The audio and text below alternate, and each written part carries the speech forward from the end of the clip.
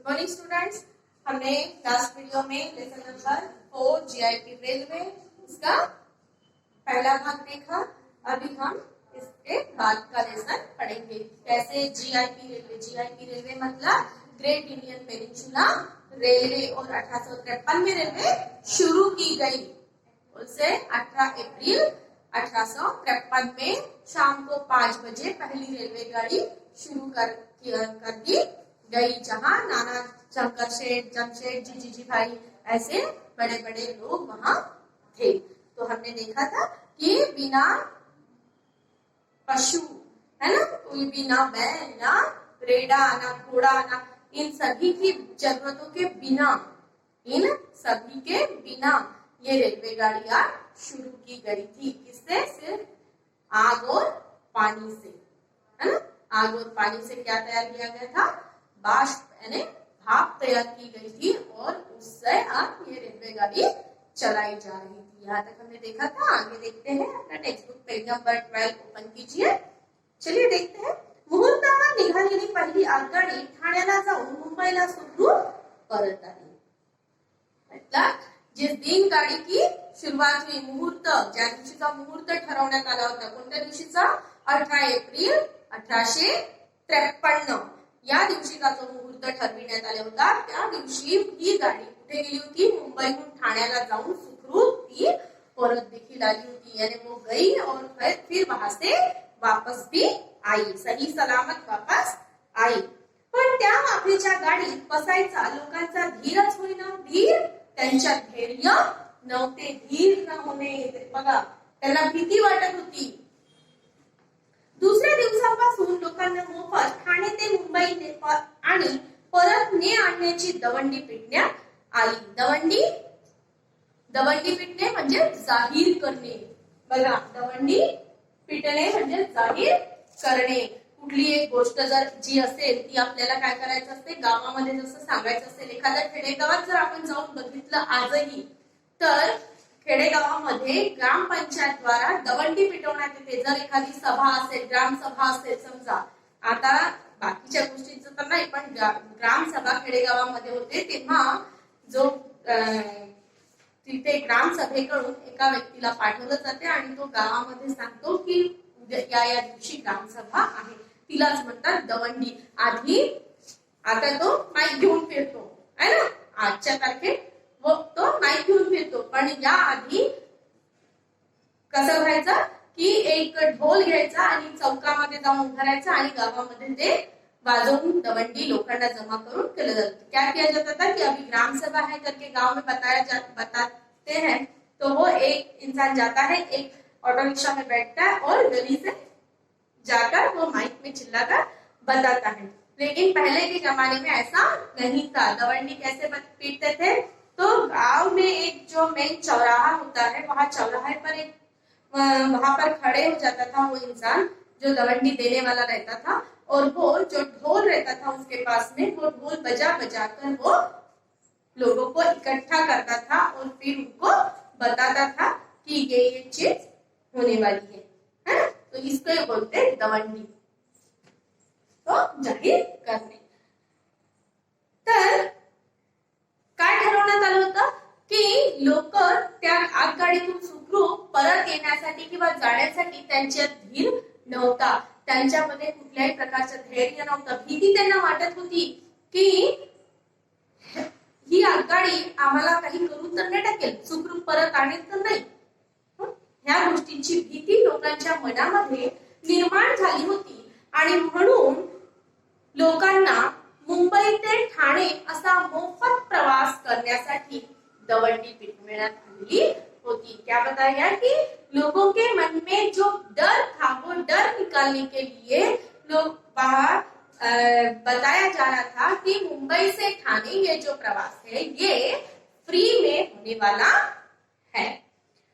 आगगाडीत बसणे धोक्याचे नाही, प्रवास लवकर सुखाचा होतो, हे लोकांना पटवण्याची रेल्वेच्या कारभाऱ्यांनी खूप आटापिटा केला, पण लोकांत भलत्याच कन्यांनी अफवांचे पीक पिकले होते। तो आटापिटा करणे, प्रयत्न करणे, कसोशीने आपण प्रयत्न करायचे। तर जो लोकांना आगगाडी आगगाडीत बसणे हे धोक्याचे नाही, आगगाडीत बसणे धोक्याचे नाही, ही गोष्ट लोकांना सांगण्याकरिता, लोकांना पटवून देण्याकरिता रेल्वेचे जे कर्मचारी होते त्यांनी खूप प्रयत्न केले, परंतु लोकांमध्ये बऱ्याच अफवांचे पीक त्यांच्या मनामध्ये रुजले गेले होते, त्यामुळे लोक या गोष्टींवर विश्वास करायला तयार नव्हते। काय म्हणाले आहे की ये ट्रेन में बैठना, ये गाड़ी में बैठना धोखादायक बिल्कुल भी नहीं है, अच्छा है। ये बात लोगों को पटाने के लिए, समझाने के लिए, ये बात लोगों को पढ़नी चाहिए, समझनी चाहिए। इसलिए जो रेलवे के कर्मचारी वर्ग था, तो ये रेलवे का कर्मचारी वर्ग उन्होंने बहुत प्रयत्न किए, बहुत मेहनत की कि लोगों के मन में से ये अफवाहों को निकाल दे, लेकिन लोग मानने वाले नहीं थे, क्योंकि उनके मन में अफवाहें बहुत ज्यादा घर कर गई थी। वाघेची गाडी ही इंग्रजांची विलायती भुताटकी आहे। मुंबईला नव्या इमारतींनी पूल बांधता आहेत, त्यांच्या पायात जिवंत गाड्याला फूस लावून माणसे नेण्याचा हा साळसूद डाव आहे। असल्या अफवांपुढे शहाणे प्रचारक काय करणार? काय म्हणाले की ही जी इंग्रजांची गाडी आहे, इंग्रजांची इंग्रजी गाडी ही अगदी भुताटकी आहे। काय आहे? भुताटकी आहे। ही इथे भूते राहतात। बघा, लोकांच्या मनामध्ये कोणकोणत्या प्रकारच्या अफवा होतात की ही जी गाडी आहे ही भुताटकी आहे, इथे भूते राहतात, आणि मुंबईला नेऊन ही लोक नव्या इमारती आणि पूल जे बांधलेले असतात त्यांच्या पायामध्ये, त्यांचे जे पाय बांधले जातात त्या पायामध्ये जिवंत माणसांना गाडण्याकरिता हे इथून माणसे घेऊन जातात। कशाने? तर या भुताटक्या गाड़ी। यानी लोगों के मन में कितनी ज्यादा अफवाह फैल गई थी कि लोग क्या कह रहे थे कि ये जो गाड़ी है ये पूरी भूतों वाली है, इसमें भूत रहते हैं, और ये गाड़ी जो है ये मुंबई में लोगों को ली जाती है, और जहाँ नई नई बिल्डिंग्स बन रही है, कुछ पुल बन रहे हैं, तो उस पुलों के नीचे या बिल्डिंग्स के नीचे जिंदा इंसान,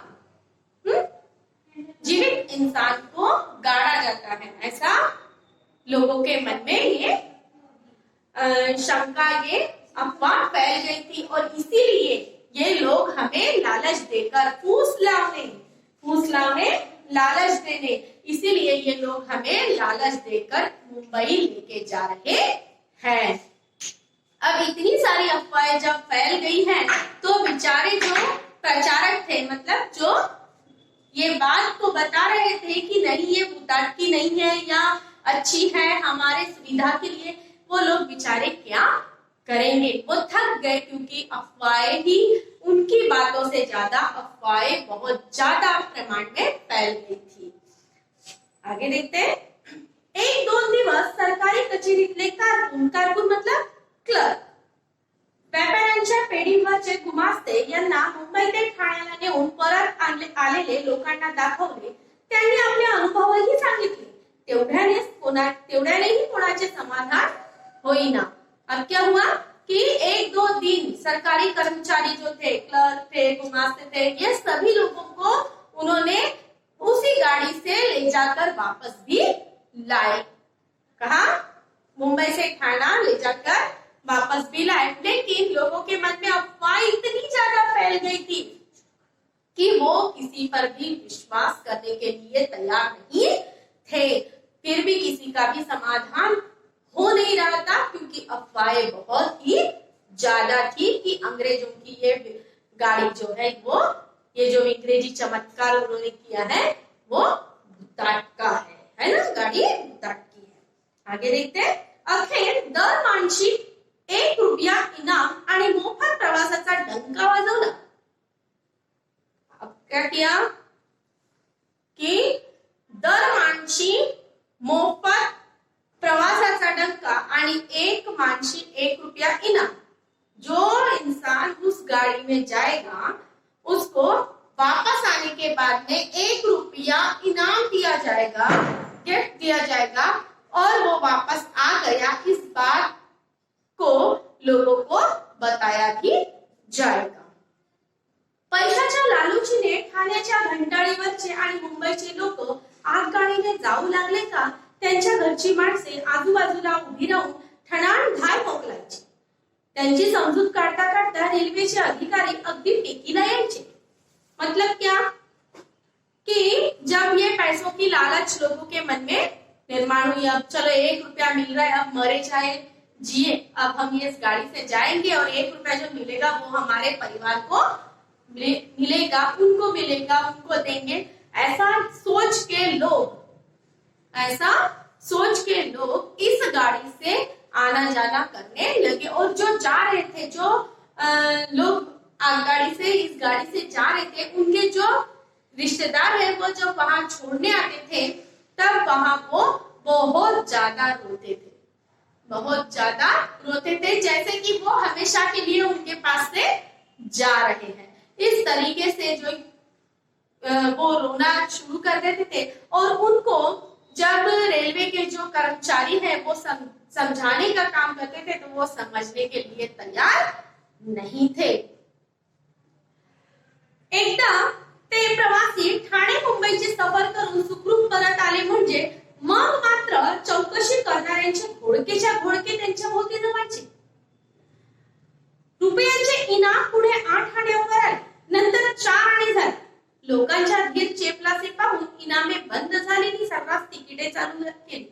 अब क्या हुआ कि जब लोग जाते थे और वापस आ जाते थे और वो जब अच्छे खासे वापस आ गए, लोगों को दिख रहे, तब उनके आजू बाजू में लोगों बहुत सारे इकट्ठा हो जाते थे. क्या हुआ क्या नहीं, वैसे अपने इधर है नहीं ऐसी, है ना. कोई अगर बहुत अच्छा काम करके आ गया और हम पहले वो काम नहीं करते लेकिन कोई दूसरे ने किया तो फिर उसके आजू बाजू 10-5 लोग खड़े हो जाते और 10 सवाल उससे पूछने लगते.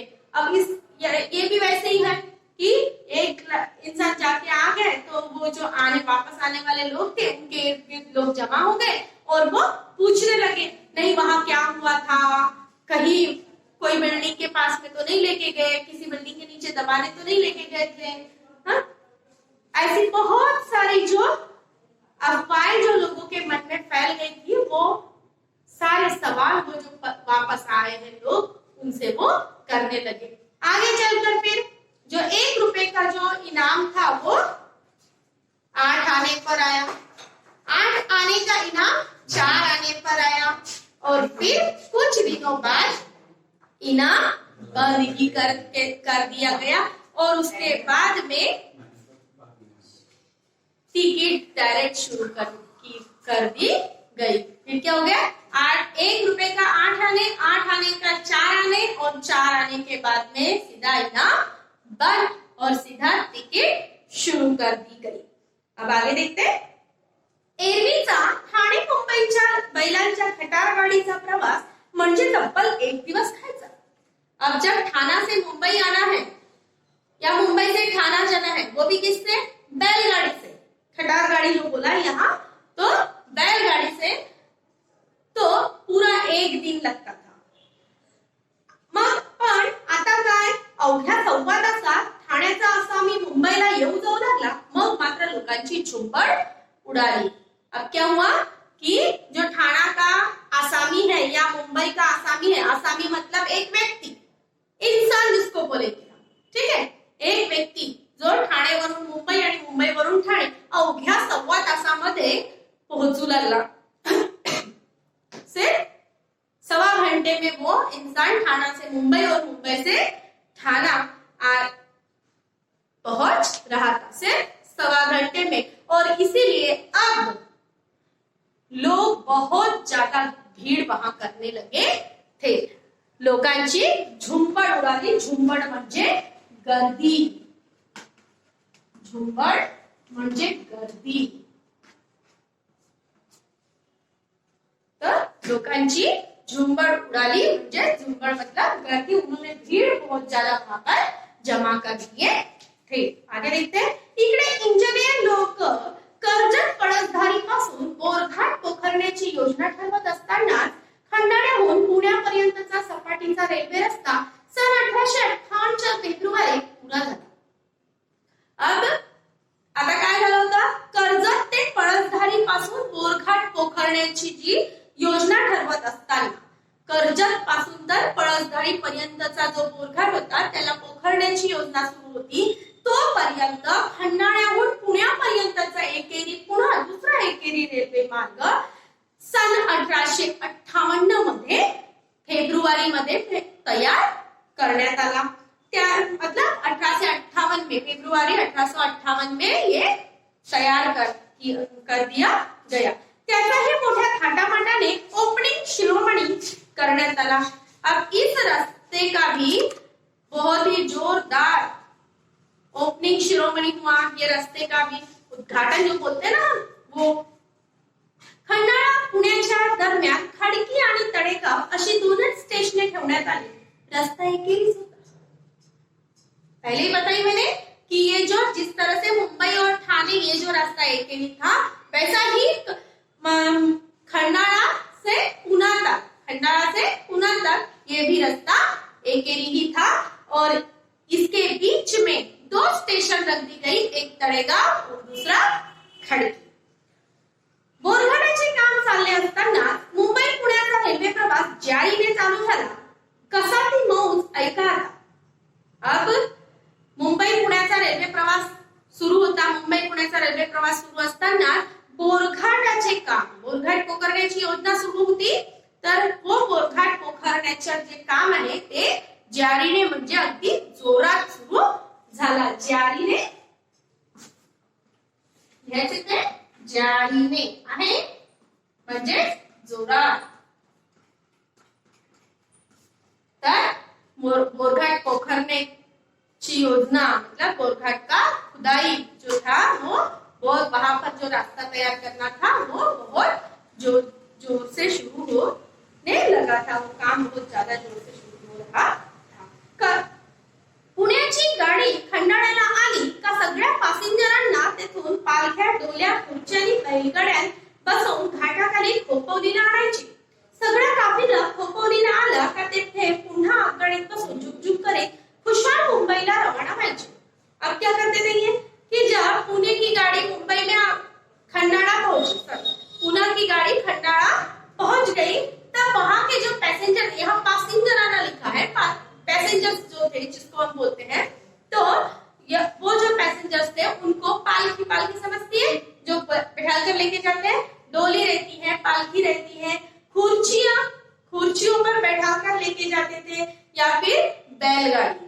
तो इन सभी से घाट के नीचे तक के लाते थे, कहा खोपौली तक के लाते थे और फिर खोपौली से ये सारे लोग फिर से गाड़ी में बैठकर मुंबई रवाना होते थे। फिर मुंबई से वो वापस जाते थे। प्रवाशांची ही घाट उतरण्याची सुखसोयी सरबराई पाहण्याचे कंत्राट मुंबईच्या करशेटजी रामशेटजी नावाच्या एका व्यापाऱ्याने घेतलेले होते। घाट उतरणीचे 4 तास धरून पुणे ते मुंबईचा रेल्वे प्रवास अवघ्या 18 तासात व्हायचा। याचे ज्याला त्याला मोठे नवल वाटायचे। तो ये जो घाट उतरना था, घाट खंडाला का घाट जो उतरना था खोपोली तक के, ये जो काम था, कंट्राक्ट था, तो कॉन्ट्रैक्ट जिसको बोलते हैं हम, ये कॉन्ट्रैक्ट जमशेदजी, करशेटजी जमशेदजी जो थे मुंबई के, उनके पास में था। तो ये जो घाट उतरने से लेकर 4 घंटे पकड़कर मुंबई से पुणे जाने का जो समय था वो सिर्फ 18 घंटे में पूरा होता था। कितने घंटों में? 18 घंटों में पूरा होता था। और ये जो बात थी कि 18 घंटों में मुंबई से पुणे जाने मिल रहा है, या 18 घंटों में ये प्रवास पूरा हो रहा है, हमारा सफर पूरा हो रहा है, ये बात का हर किसी को बहुत ही ज्यादा नवल लगता था, बहुत ही ज्यादा अचंभा लगता था। तो लेसन हमारा यहीं पर खत्म होता है। स्टूडेंट्स, ये लेसन आपको समझ में आ गया होगा। आज वर्ड्स आपको बता दी मैंने। ये लेसन को आपको